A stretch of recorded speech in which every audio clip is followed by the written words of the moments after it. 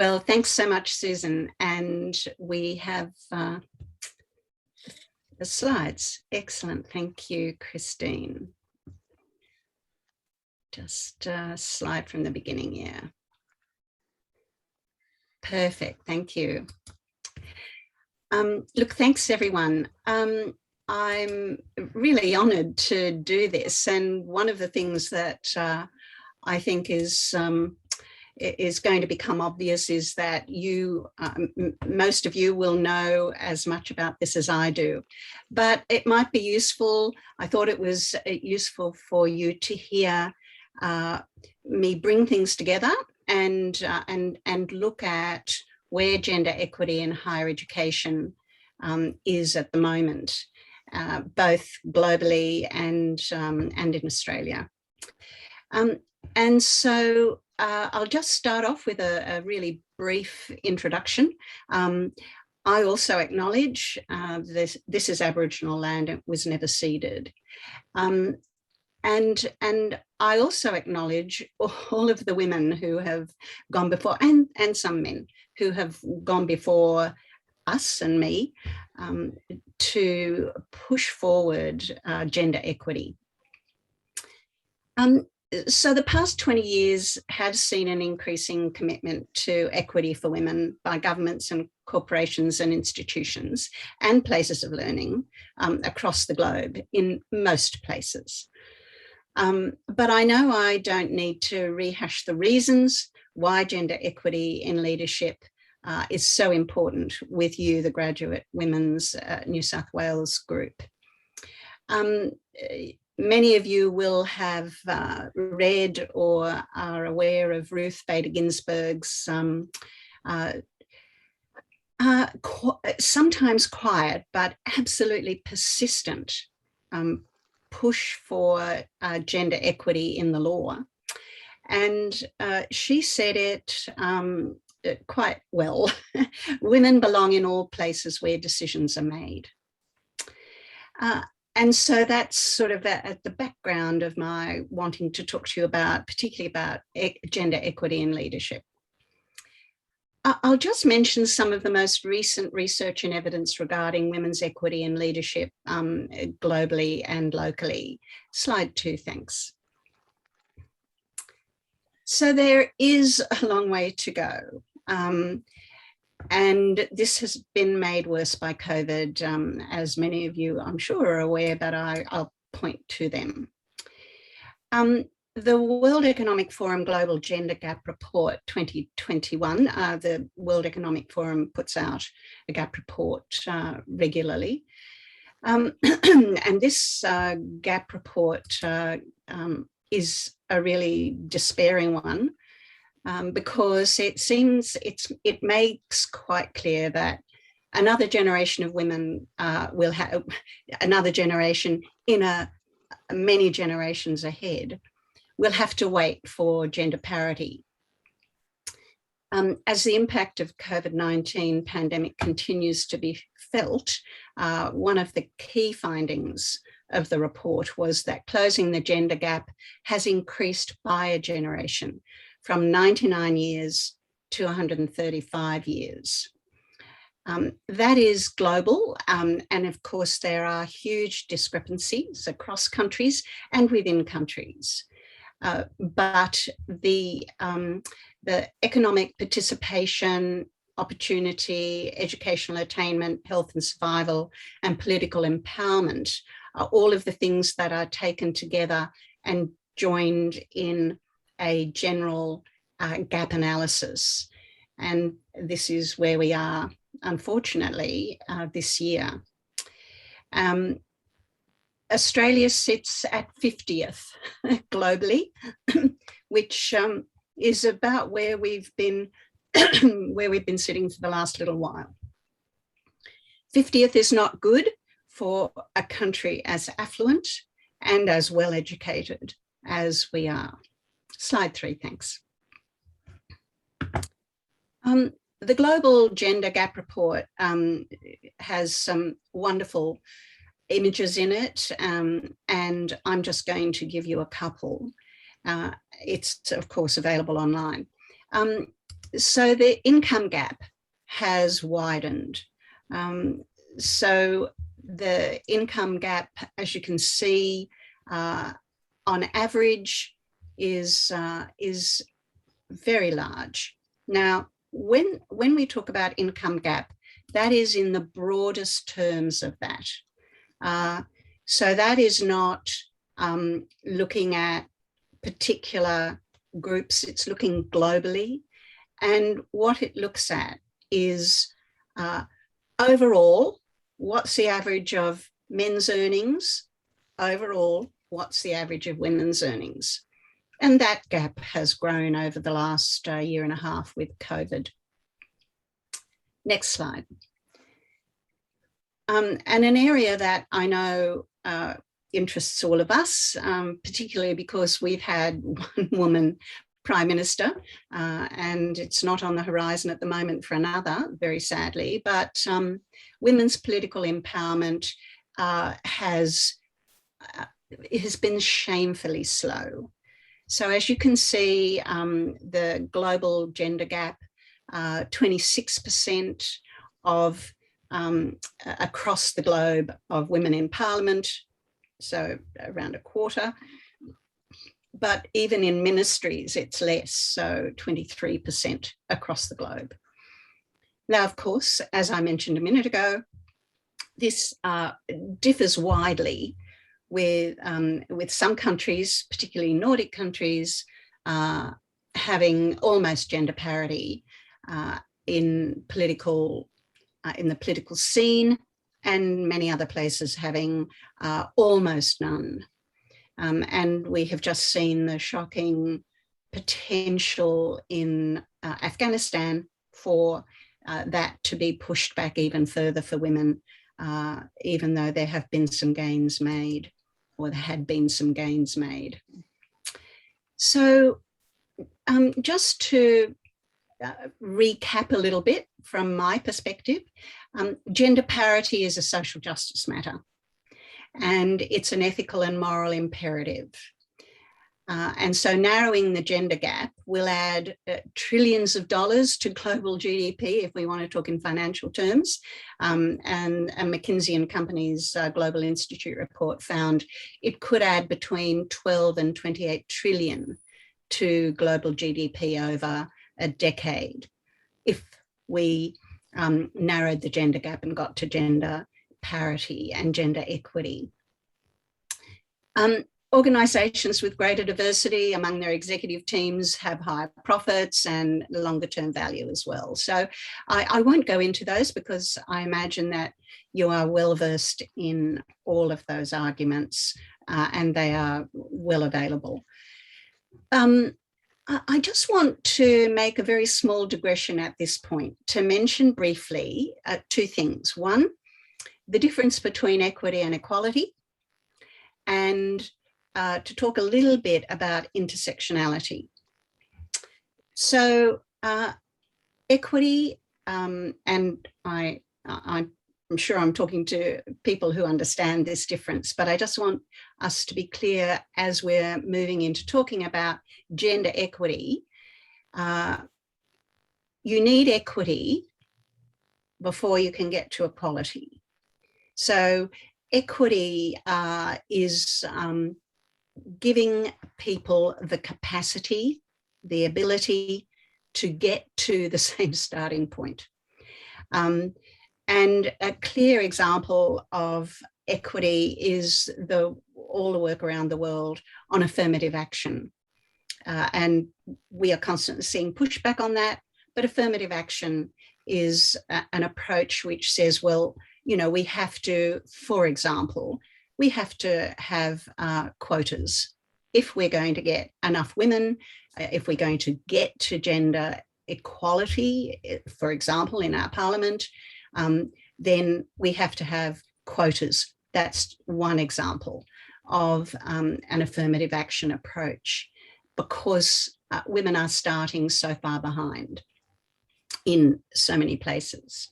So equity is, in my view, the important aspect here, because you can't get to equality if you don't have equity.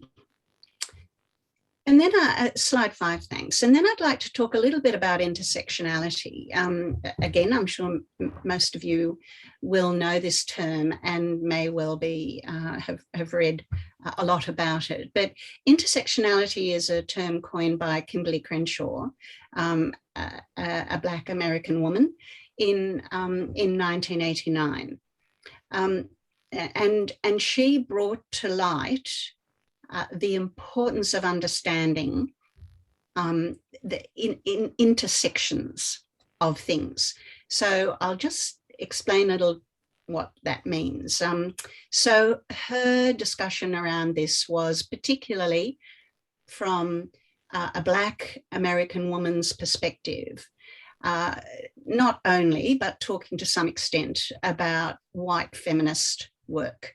So what she raised was the co-occurrence of more than one aspect of a person's social and political identity, such as being a woman, being in Australia, being Indigenous, having a disability, that these things create different modes of discrimination and privilege. Now, this has become more prominent in gender equity, and so it should do. But I don't think the term intersectionality is completely apt. It was so important to understand that.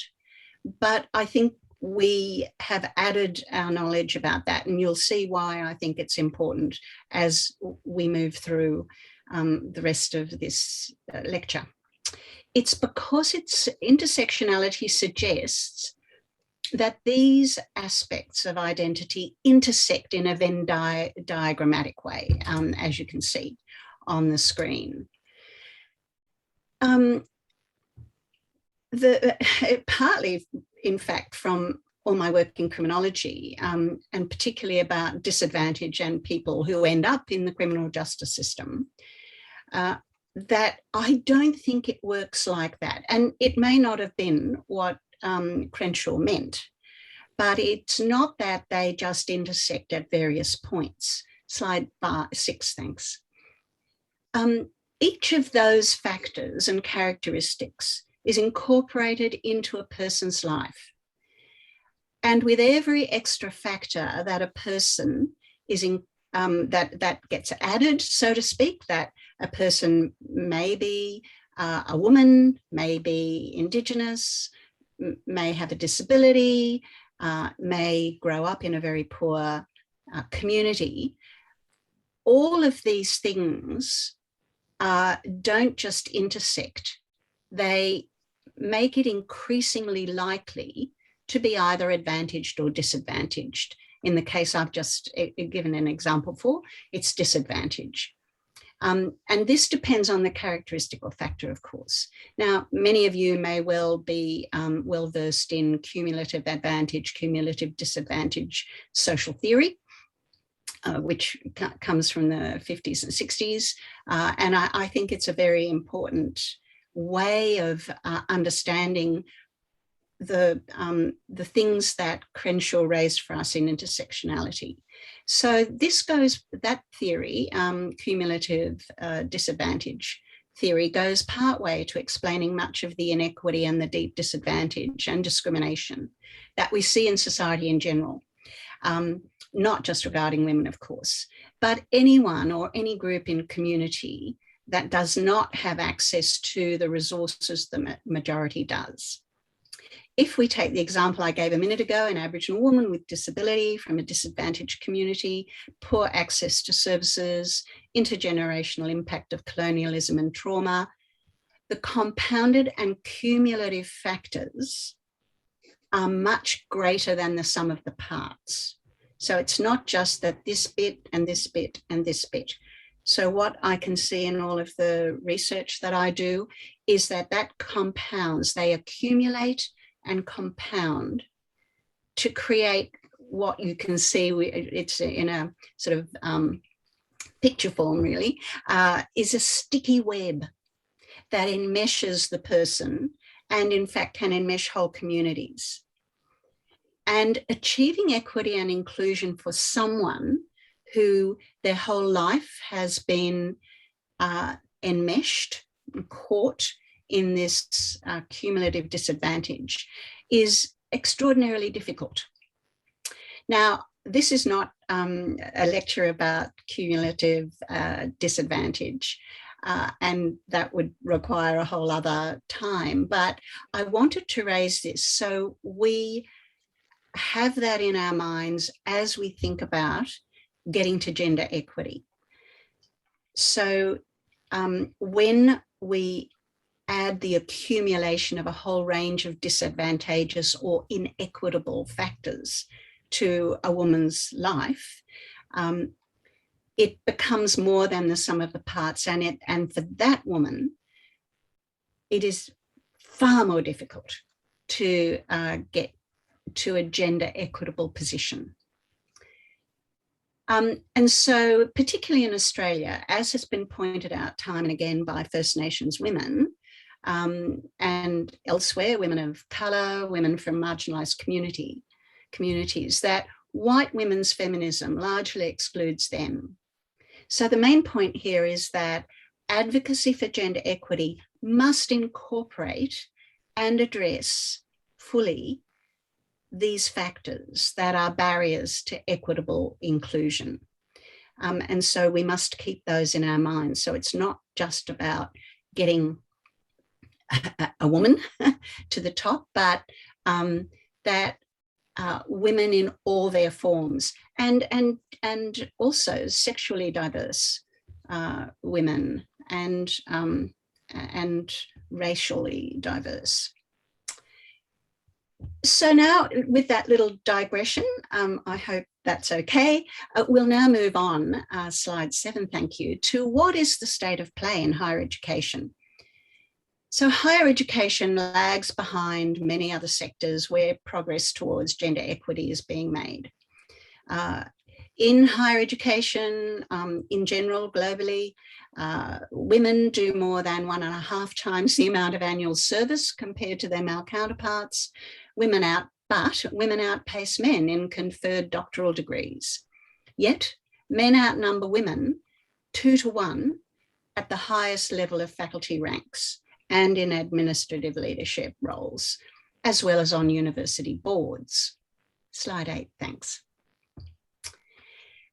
So worldwide, what's happening in higher education?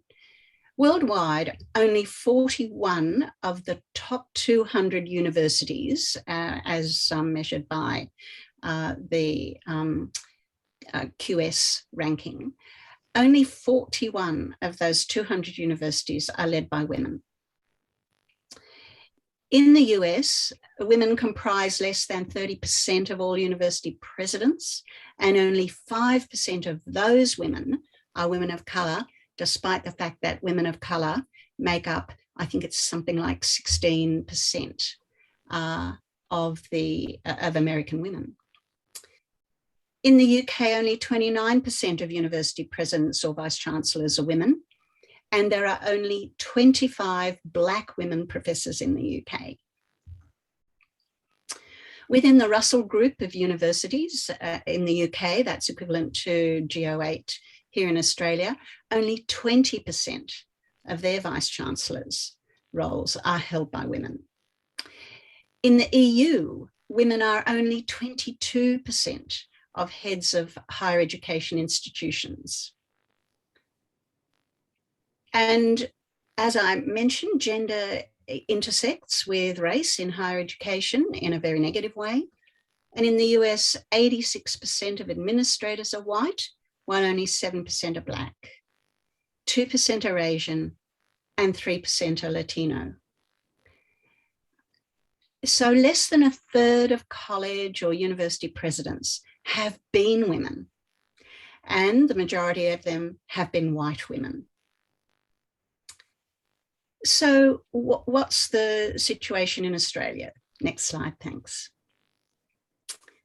So Marcia Devlin wrote a terrific piece. She's an adjunct professor at the University of Victoria University, wrote a great piece earlier this year about this.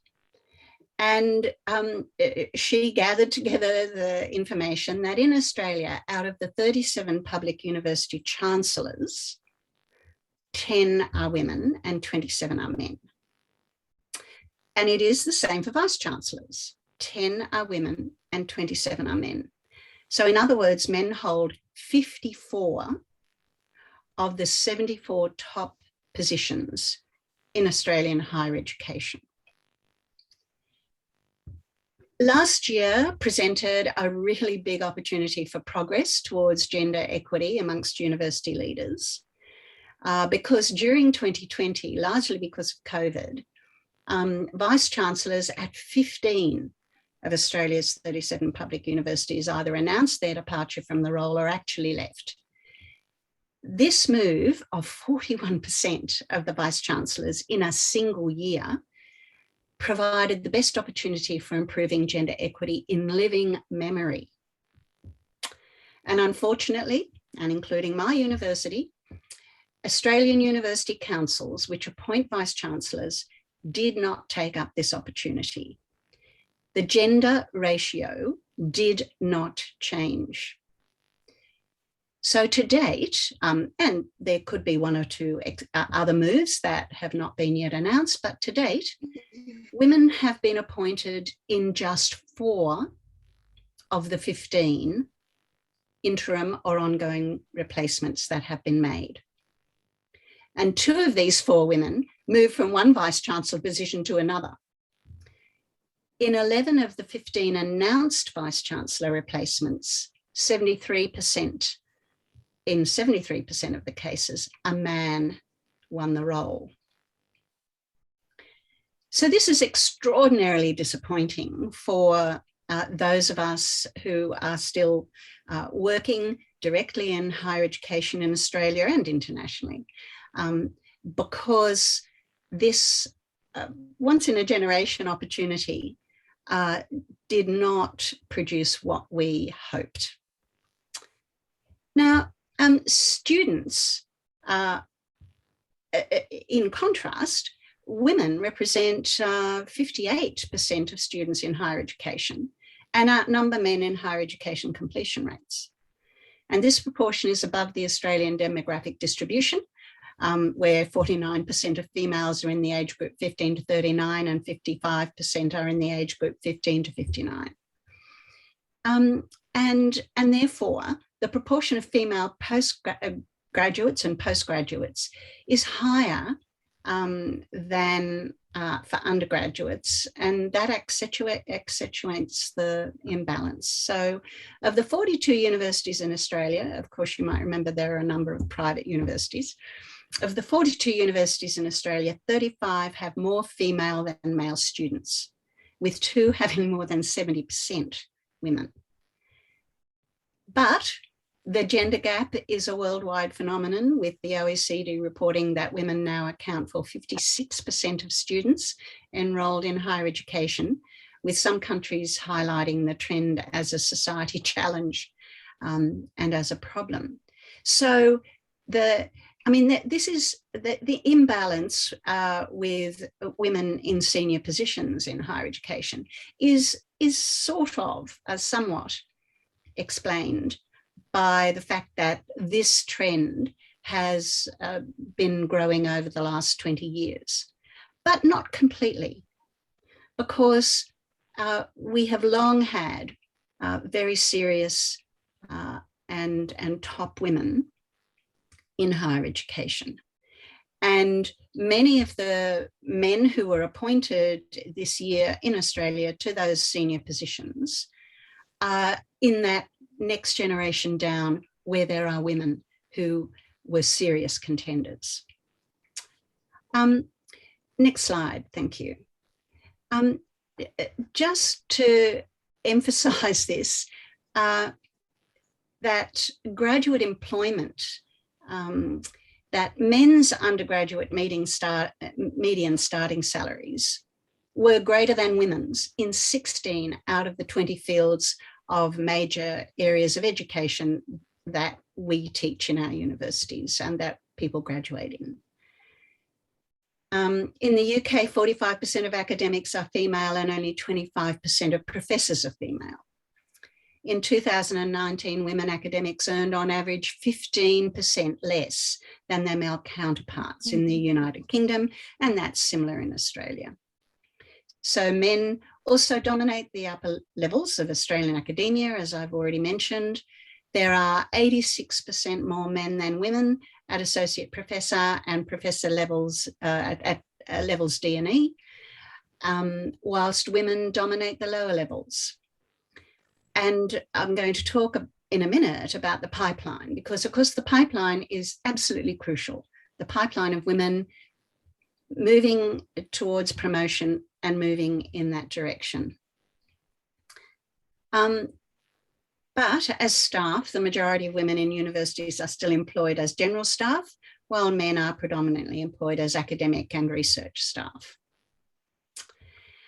But but we are doing something about it, and you know, there is some movement. So I'll pull back to be a bit more positive about some developments. Next slide, thanks. I won't go through all of the international agreements and conventions that are relevant to us achieving gender equity across everything. And you'll all be well aware of the Convention on the Elimination of All Forms of Discrimination Against Women, an international treaty of the United Nations that was ratified in 1979. And that monitors and seeks to improve the situation of women. And that is one of the bases on which the gender gap, the UN gender gap work is done to try and monitor that. And of course, the Beijing Platform for Action, 1995, the commitments there were made to gender equality and the empowerment of all women. But we are a long way on from that. And we, as you are seeing, we still have a long way to go. But I now want to, next slide, thanks. I now want to bring into this discussion a lot of the things that have been happening in the last few years and that I'm involved in. Not all of them, but most of them. So I'm going to talk a little about the Sustainable Development Goals, WGEA, which is the Gender Equity Agency, Champions of Change, Women's Leadership Institutes across the globe and in higher education, the Sage Athena Swan program and project, the Women in STEM Ambassador, and some of the work that we've been doing across higher education to address sexual and other kinds of misconduct and harassment. And lastly, about EDI roles, equity, diversity and inclusion roles like mine. Next slide, thank you. Many of you may be really well entrenched already in working towards some of the Sustainable Development Goals. I think they're magnificent. They'll be extremely hard to get to, but you know, these 17 goals aim to improve life for future generations by ending poverty, protecting the planet, and ensuring that all people enjoy peace and prosperity. Now, many of the goals are relevant to gender equity. There is a specific goal, as I'm sure you know, SDG 5, which is the gender equality goal. And the gender equality goal, the SDG 5, depends in many ways on many of the other goals that they work together. So there was a 2019 research discussion paper from the United Nations Development Programme marking the SDG 5 gender equality as an accelerator for achieving many of the other SDGs, but also the way in which other SDGs should and could add to it. So this means that achieving gender equality will lead to more rapid progress towards achieving the 2030 agenda, around economic growth, labour productivity, reducing poverty, enhancing human capital through health and education, attaining food security, addressing climate change impacts, strengthening resilience to disasters, and ensuring more peaceful and inclusive communities. Now, recent developments are not leading us towards many of these, very sadly, and even the agreement that we've just heard about, which I think personally, I think is an appalling decision to have nuclear-powered submarines and to ramp things up in Asia Pacific. But and so, you know, fighting to achieve these is a really steep goal. But nevertheless, it is always important and useful to have really great goals to head towards and to gather information to know where we are in doing those things. One of the key things, of course, here is when women are free from gender-based violence, they are more likely to complete their studies, which is SDG 4, quality education, go on to gain decent work, SDG 8, and contribute to peace, justice, and strong institutions, which is SDG 16. And so in cultures where women can't do safe and fulfilling paid work due to cultural stigma against women working, lack of education or lack of childcare, the average ability of the workforce is lessened because people who would otherwise make excellent contributions can't do it. And one of the things that many of you may know is that there is a global movement across universities to contribute to the achievement of the SDGs. And there is now a ranking. The Times Higher Education now has a ranking that most of the top universities in the world, not all, but most, are now beginning to join.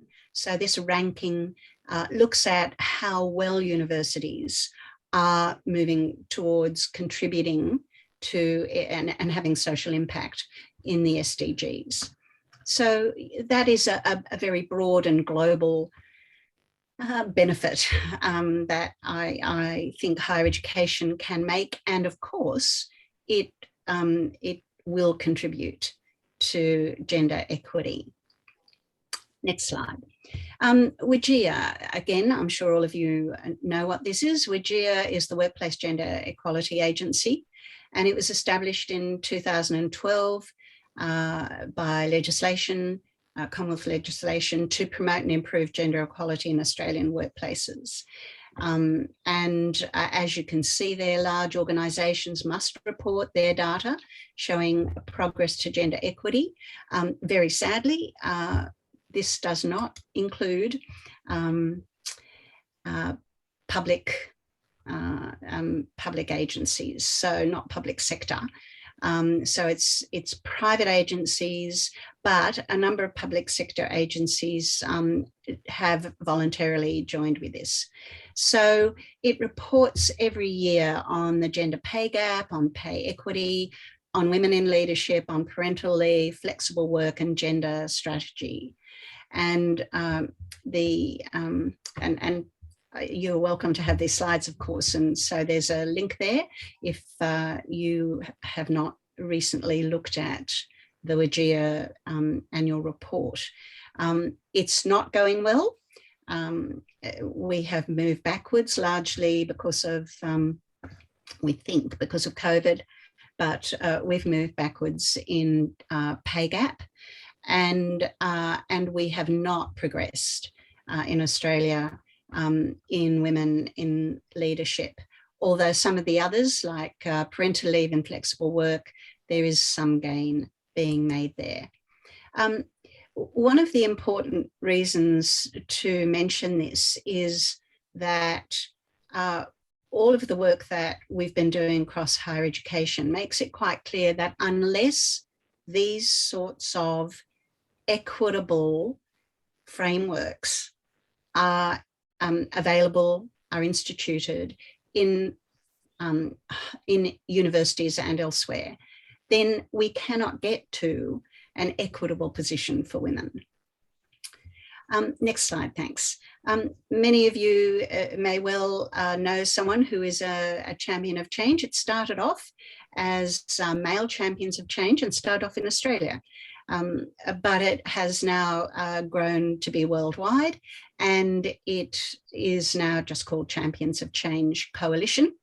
And it pulls in leaders, mainly men, but of course not only now, leaders across the world to engage so that they can achieve gender equality. So there are a number of things that Champions of Change commit to and say, in my organisation, for example, Coca-Cola or the Commonwealth Bank, that in my organisation, I commit to working towards gender equity at all levels of my organisation and to pay equity. Next slide, thanks. So we also have a growing number of institutions or institutes across the world that are pushing towards women's leadership and gathering information, gathering knowledge. Now, the top one there, the Global Institute for Women's Leadership, is the one at King's College London, and that's the one that Julia Gillard is the is chair of the board. She's not the director, but she leads it. And then others, I won't go through them, but there are many, and there are growing numbers of these organisations and institutes that gather information and that try to press forward towards equity at all levels for women, and also particularly around leadership, because we can see the lack of equity at higher levels across everything. So I'd like now to move specifically to higher education. Next slide, thanks. Many of you may well have heard of the Sage Athena Swan program, which is committed to advancing gender equity in academia. Australia started, the Academy of Science in Australia started gender equity in Australia in 2015. It came from the UK, and in the UK it is the Athena Swan Charter. And the Athena Swan Charter commits itself, it specifically started with STEM, science, technology, engineering, medicine and maths. It specifically started in STEM because that's where the biggest gap in women not only graduating in those areas, but of leading in those areas. So the Athena Swan Charter in the UK started a decade before us, and that has moved quite strongly towards many universities improving their pipeline of women doing STEM and graduating in STEM programs. Came to Australia, and I don't think there's any university that is not involved, and also some of the institutions like CSIRO are also part of Sage Athena Swan. And to get a bronze or a gold or whatever, you have to, each institution has to prove that they are improving quite significantly women at all levels, and particularly women graduating and women moving into senior positions. Next slide, thanks.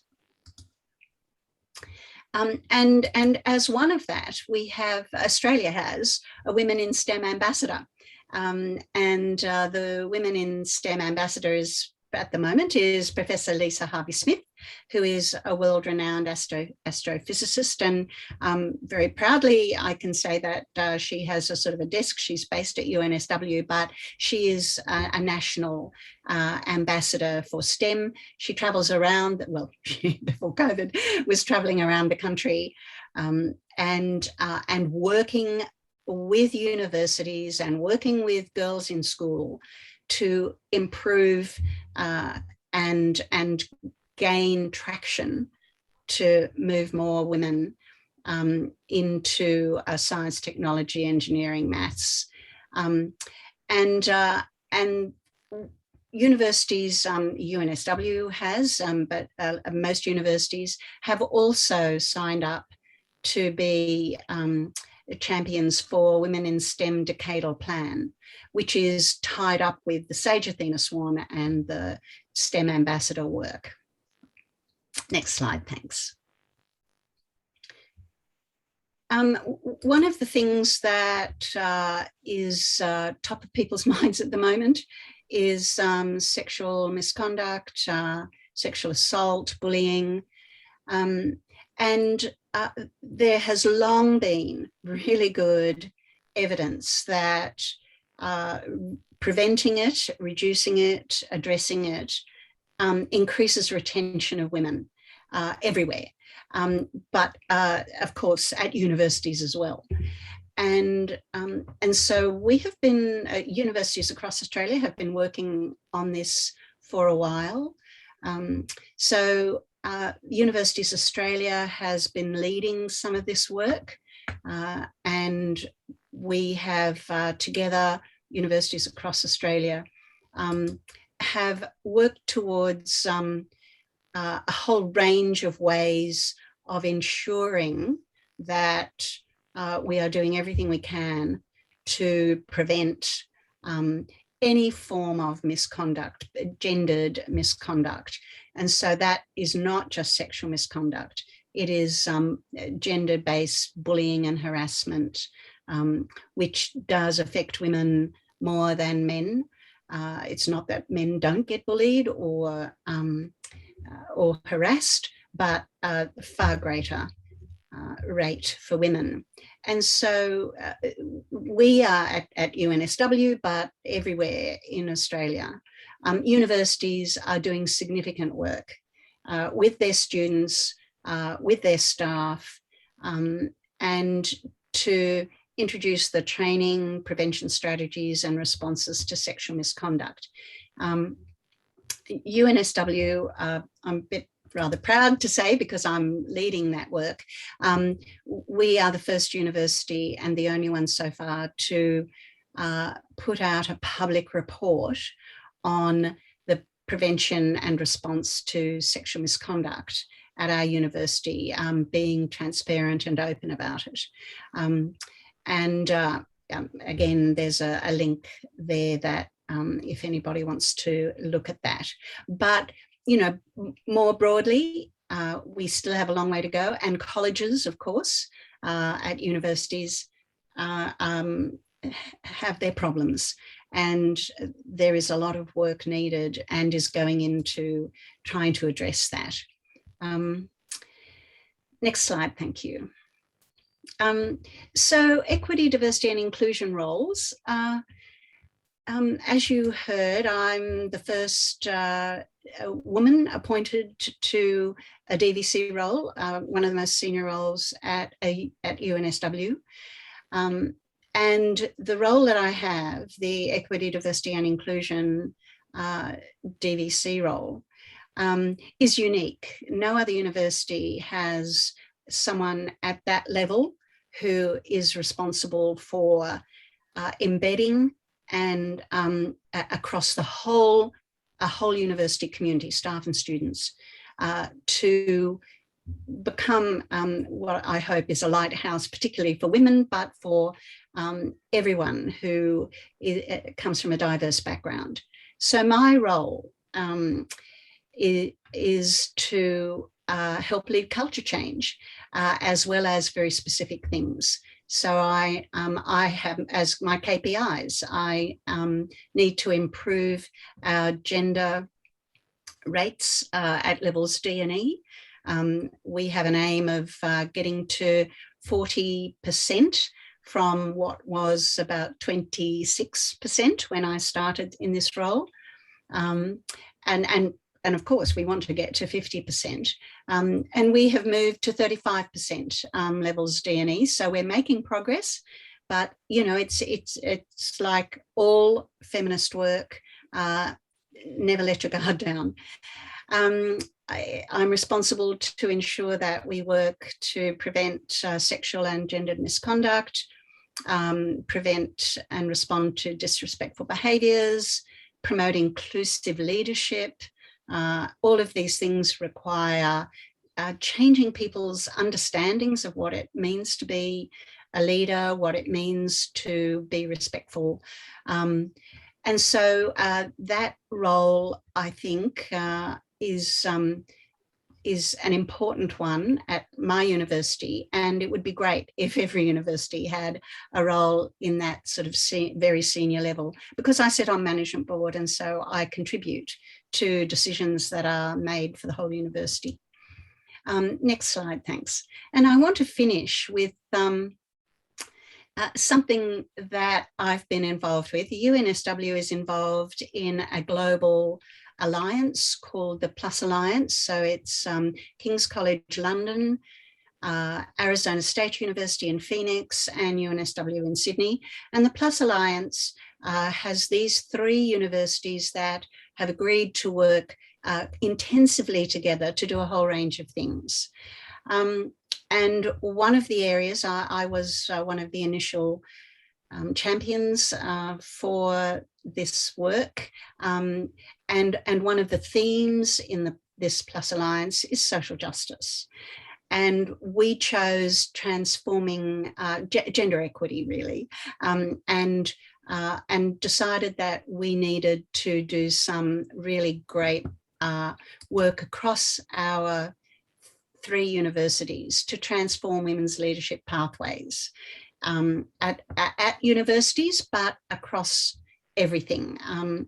Next slide, thank you.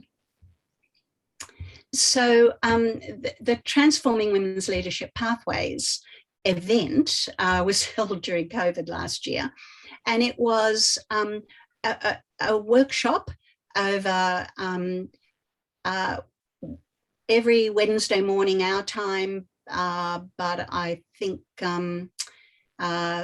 Thursday, Tuesday for both London and Phoenix. But we held these 2 to 3 hour workshops once a week over the whole of October, with working groups working on, as you can see, I won't read them all, but the arts and corporate and engineering and so on. So we had specific working groups working on what would it take to get to gender parity by 2030 in each of these areas, both for universities, for universities, for government and politics, and for industry. And so we produced action plans across all of those 10 areas. So we want to ensure full and effective participation and equal opportunities for leadership at all levels of decision-making in higher education. Next slide too. Thank you. So in particular, if we're thinking about higher education as we are today, what do we need to achieve gender equity, not only in leadership, but in the pipeline? So we need equal pay. It's already the case, of course, that in Australian universities, pay is equally set. So if you're a level C, this is the pay you get. And if you're at this step, this is the pay you get. But of course, what's hidden here are 2 things. One is that every university has all sorts of schemes of bonuses and extra funds, and men traditionally and still benefit from that more than women.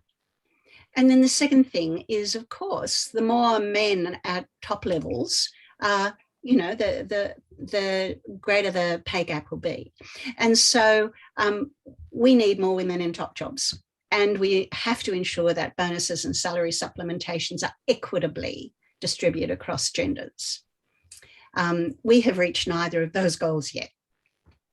The pipelines from school for women particularly into STEM programs, and then the pipelines through academic roles are vital so that we do get women, we grow our own women into those senior positions to ensure that women are not discriminated against at those levels. And we see across the world and in Australia, you know, that there's a bunching up at level C, for example, because, of course, women take time out to have children, women do more of the caring, and we are moving very strongly towards ensuring that that is taken into account so it does not discriminate against women's promotion and movement into more senior positions. We must also, and this is going back to some of my first comments, we have to ensure there's diverse representation, as well as gender. So we are seeing women from Asian backgrounds, women from Indigenous backgrounds, women with disability. So we must build that into that pipeline and the ways in which we're supporting women into leadership. We have to have data transparency and metrics, and we don't do too well on that yet. And we have to recognise who is missing from the table. So one of the things that the champions of change say is that they will not participate on a panel where there is not reasonably equitable representation. And that's just one example. So who is not here? And then, very importantly, recognition, visibility, and representation of women's achievements. Across Australia, particularly in the G08, by far the majority of buildings in universities are named after men, and by far the majority of statues and portraits are of men, because men have massively dominated leadership. And so we have to change that. And and I know other universities, but we at UNSW, we have a project that we are working on with our council to ensure that that is addressed. We must have flexible work, parental leave and childcare absolutely built in. Flexible work after COVID is now becoming the norm. It was a hard slog before that to ensure that women were able to have flexible work which enabled them to do their work and to live the rest of their lives. And of course, it's not only women. Men should be taking up more parental leave and more of the childcare as well. And of course, then mentoring, sponsorship, and co-leading and job sharing. So these are all some key things around a higher education action plan to accelerate women's movement into more senior positions. So I'll finish there and see if there's any interest in any discussion or questions.